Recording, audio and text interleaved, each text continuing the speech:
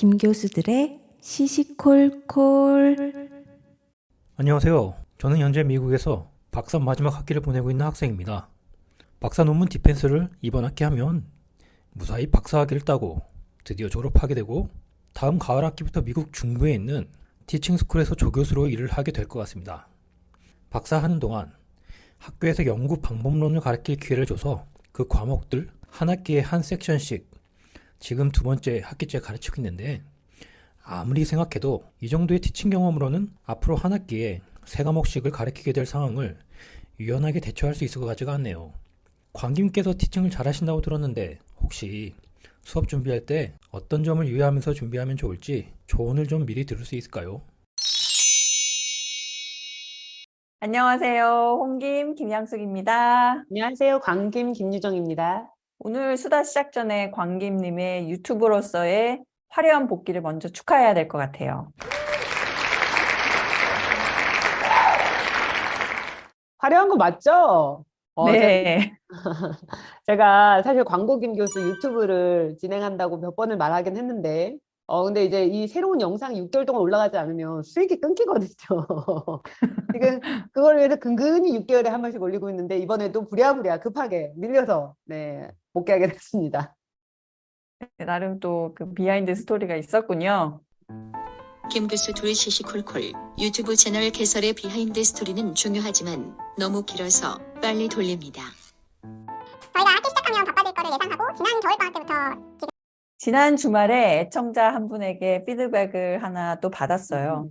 지난번 시리즈였던 슬기로운 직장 잡기에 대한 피드백을 주셨는데 리서치 스쿨은 온캠을 보통 2박 3일로 한다고 하더라고요. 그래서 그 얘기 듣고 역시 우리 둘만의 이 김 교수 둘만의 경험으로는 이 팟캐스트의 내용을 포괄적으로 다루는 건 한계가 있구나 다시 한번 느꼈고요. 저희 팟캐스트를 들으시는 분들은 이제 저희 경험이 현재 티칭 스쿨이나 R2 스쿨 정도에 제한될 수도 있겠다라고 예상을 하시고 들어주시면 될 것 같아요. 그래도 전반적인 교수 일상에 대한 얘기는 저희가 지난번에도 말했지만 크게 차이가 있을 것 같진 않아요.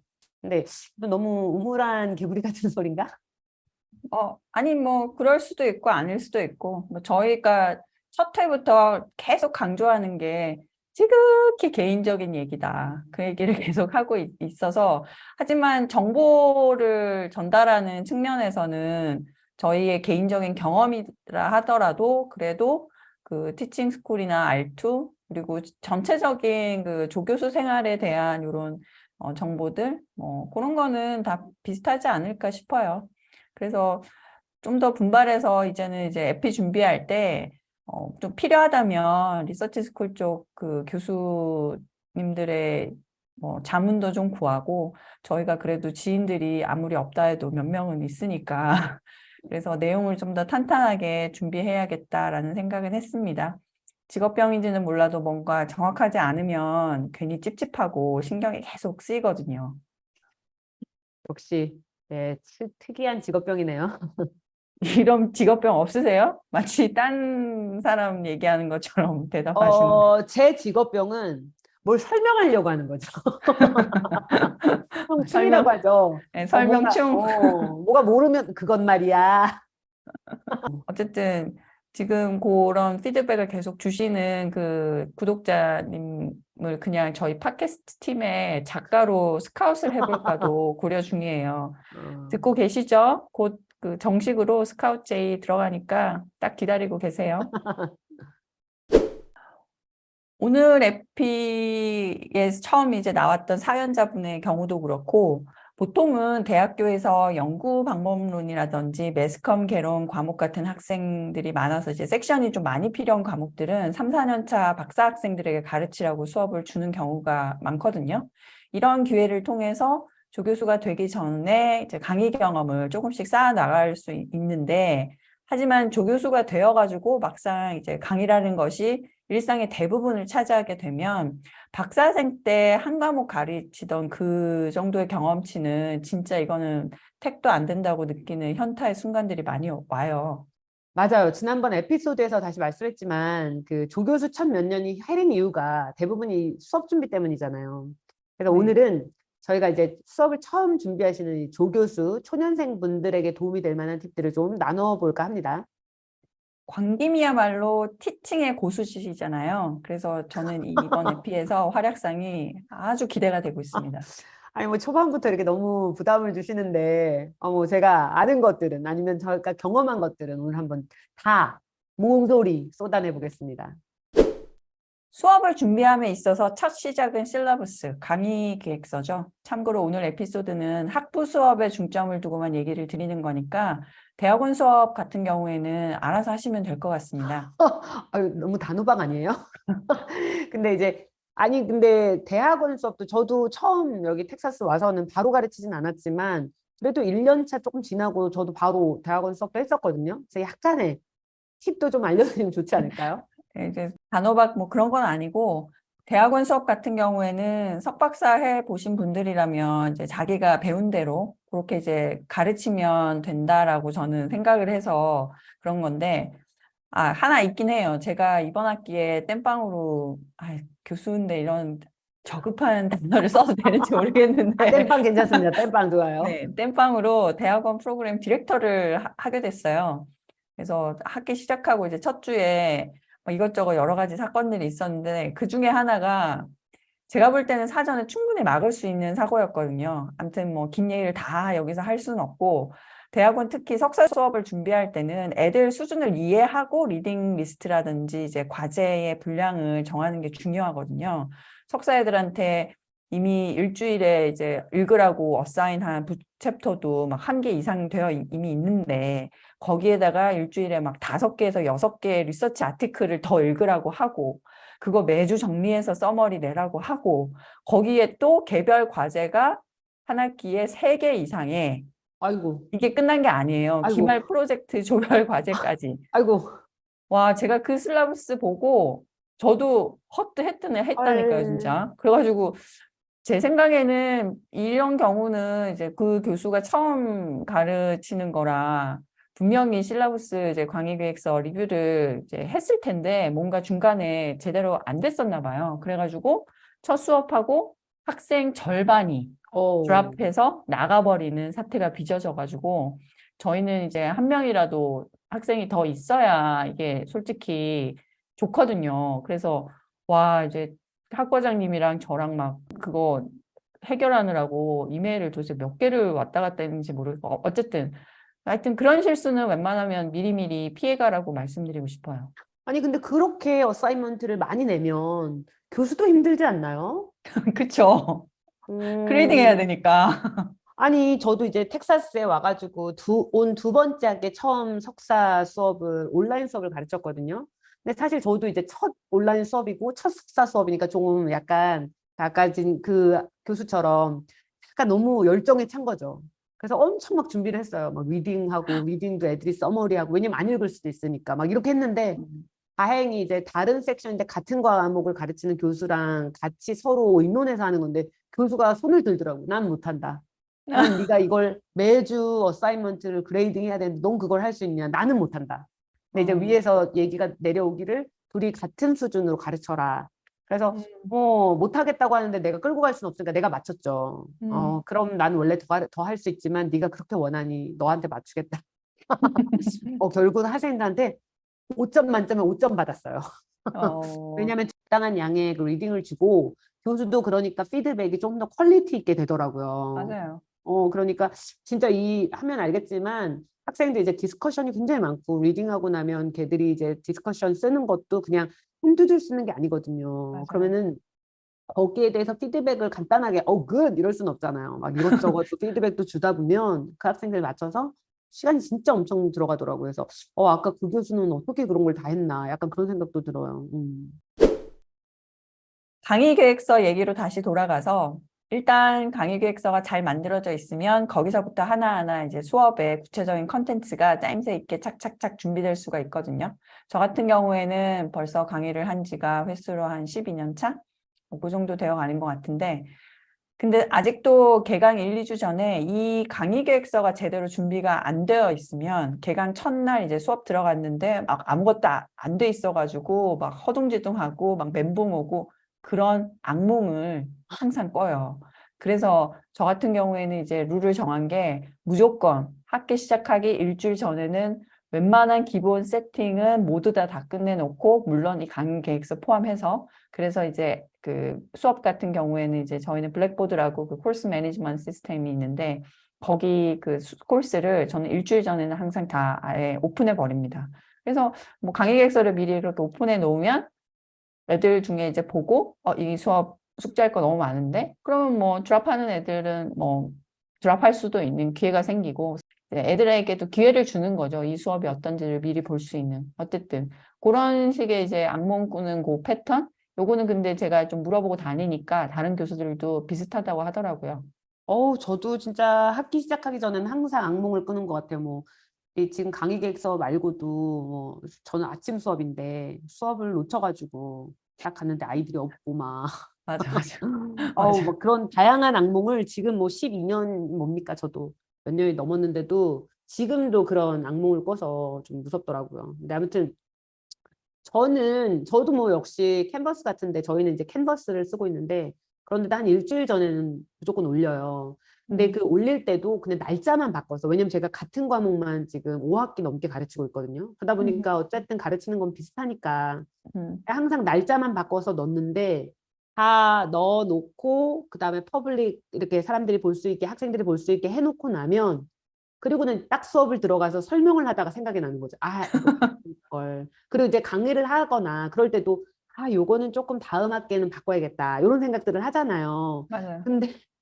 근데 정말 이상하게 딱 마지막 파이널 리그전만 딱 보고 나면 완전 까먹는 거지. 도대체. 뭔 말인지 알아요. 그래서 새로 리프레시가 돼가지고 아무 생각 없이 그 예전에 고쳐야지 하는 실러버스를 그대로 올려놓은 거죠. 날짜만 바꿔가지고. 그러니까 애들한테 그 실러버스를 워크오버 하면서 하나씩 보다 보니까 이게 아닌데 이미 수업이 시작했고 어떡하지? 이제 저 같은 경우에는 그래서 이번에는 예전에는 그래 그럼 다음 학기 하고 그냥 넘어갔거든요. 근데 이번 학기에는 도저히 용납이 안 되더라고요. 그래서 왜냐하면 좀 어렵지만 이렇게 바꿔놓으면 아이들도 재밌을 것 같고 저도 재밌을 것 같고 그래가지고 이왕은 뭐 수업은 시작됐지만 한번 해보자 그래가지고 수업 시작한 날 완전 그날 밤에 밤을 새워서 완전 대대대대 공사를 했어요.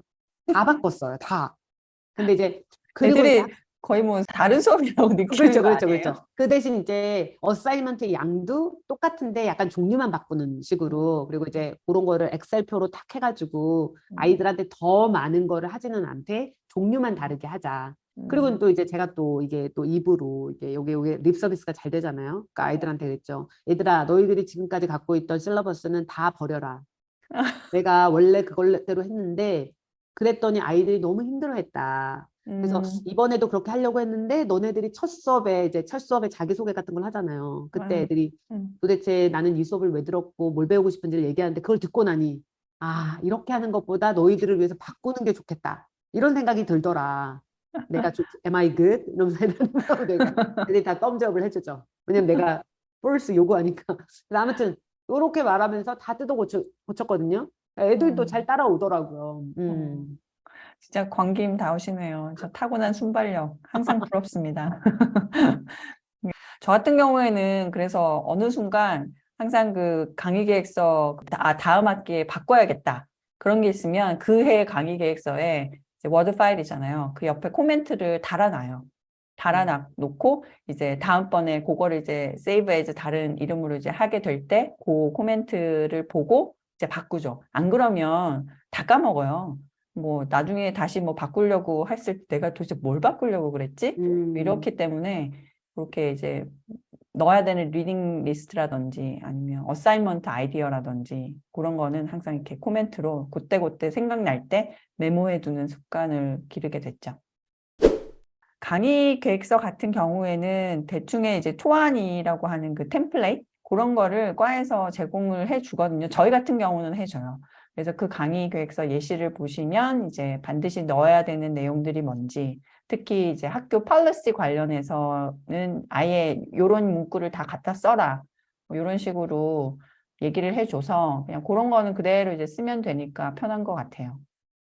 그래도 교수마다 이제 그런 거 빼고는 자기만의 그 디자인 구성 이런 것들은 다 있는 것 같아요. 그래서 가장 자기만의 가장 자기를 보여줄 수 있는 그런 효율적인 강의 계획서를 만들기도 하고 이제 저 같은 경우에도 저만의 강의 계획서 틀이 생기게 되는 것 같아요. 그래서 그렇죠. 그리고 아까 전에 말한 것처럼 이제 다음 학기에 이런 것들은 이제 마크해가지고 다음 학기에다가 해야겠다 하잖아요. 근데 저도 이번에 이제 경험상으로 아니 그렇게 생각이 안 나다가 딱 수업 시작해갖고 애들한테 강의 계획서 설명할 때 생각이 나더라고요.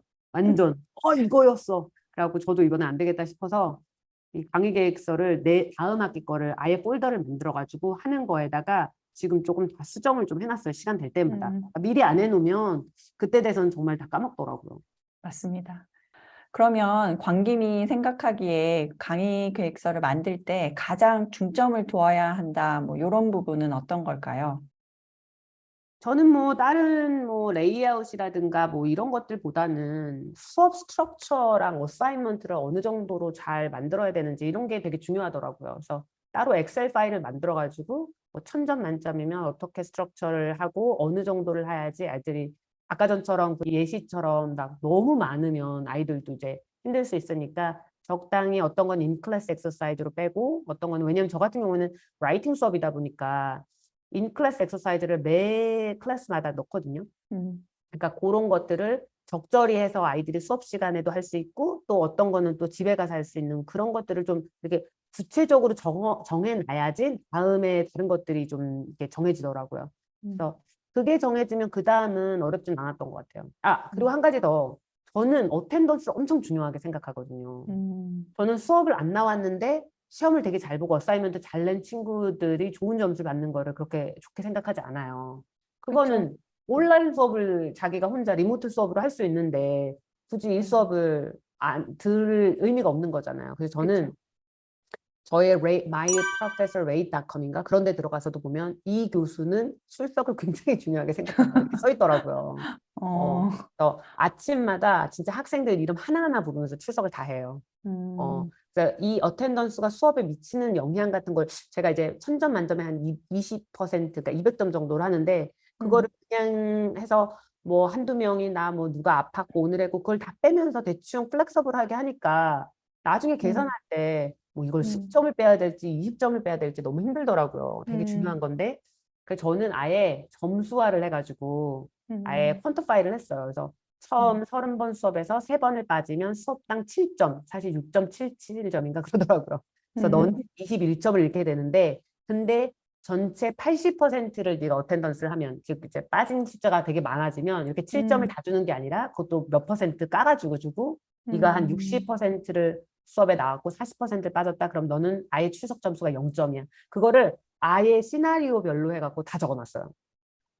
애들이 다 이해를 해요? 그렇죠. 그리고 저는 이제 아이들이 약간 초등학생처럼 나는데 다시 말해봐, 네가 7번 빠지면 어떻게 된다고? 그렇지? 그러니까 그리고 reinforcement 프로세스가 꼭 있네요. 그리고 나는 항상 이렇게 얘기하죠. 왜냐면 이 어사이먼트도 하드 데드라인이다. 나는 딱 윈도우를 이틀을 줘서 그것도 페널티를 줘서 그거를 클로즈 되면은 절대 다 안 열어준다. 그러나 니네가 한 번도 어텐던스를 빠지지 않거나 그런 출석 점수가 좋다 그러면 이것도 플렉서블리티가 생긴다. 근데 너네들 수업이 계속 빠지면 나는 이걸 바꿀 생각이 없다. 이런 식으로 조금 이 어텐던스에 대한 부분들을 잘 설명하는데 이렇게 안 해놓으니까 너무 어렵더라고요, 오히려. 그래서 지금 할 때는 되게 힘들어요. 그걸 다 적고 설명해야 되니까. 근데 아이들한테 이런 가이드라인이 있으니까 어떤 루브릭처럼 설명하기가 쉬워서 저는 이렇게 하고 있어요. 맞아요. 어텐던스 팔러시 진짜 중요하죠. 저 같은 경우에는 일주일에 2번 만나는 이제 학부 수업이다. 그러면 3번까지는 빠져도 성적에는 전혀 영향이 없다. 하지만 그 이후에는 한 번 빠질 때마다 그레이드 하나씩 내려간다. 뭐 그런 식으로 좀 간단하게 어텐던스 팔러시가 있거든요. 그리고 제가 있는 그 타우슨 대학 같은 경우에는 FX 그레이드라고 이제 몇 번 이상 빠지면은 F 그냥 나가는 그런 식의 이제 문구를 넣으라고 프로보스트 오피스에서 지시가 내려와요. 그래서 반 이상 수업을 빠지는 경우에는 성적이 자동으로 F로 처리된다. 뭐 이런 건데 제가 예전에 다녔던 그 학부, 한국에서 다녔던 학부도 7번 이상 수업이 빠지면 무조건 F를 받는 FX 제도가 있어가지고 저는 이게 굉장히 익숙하거든요. 광김은 알고 있으셨어요? 그런 거 아니요, 없어요? 네, 그쪽 저희는 학교는? 그런 거는 없었어요. 네.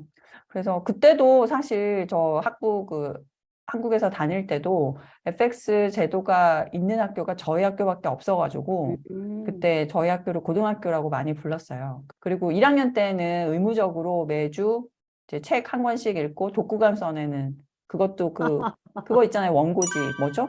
옛날에 이렇게 칸으로 돼 있는 그 있죠, 원고지 맞나? 원고지. 원고지에 다 써야 돼요. 손으로. 음. 지금은 어떻게 하는지 모르겠어요. 그리고 조건 하나가 더 뭐다? 30% 이상은 무조건 한자를 넣어야 돼요. 어머. 한자도 써야 돼요. 그거를 일주일에 한 번씩 난리 납니다. 그 마감 시간 되면 막 그 앞에서 막 쓰고 있고 막 난리도 아니었어요. 어쨌든 그런 학교라 더 고등학교라는 얘기도 들었고, 암튼 혹시 홍김 저보다 언니 아니신가요, 언니? 아니에요. 제 동갑이잖아요. 왜 아닌 것 이러세요? 같은데요?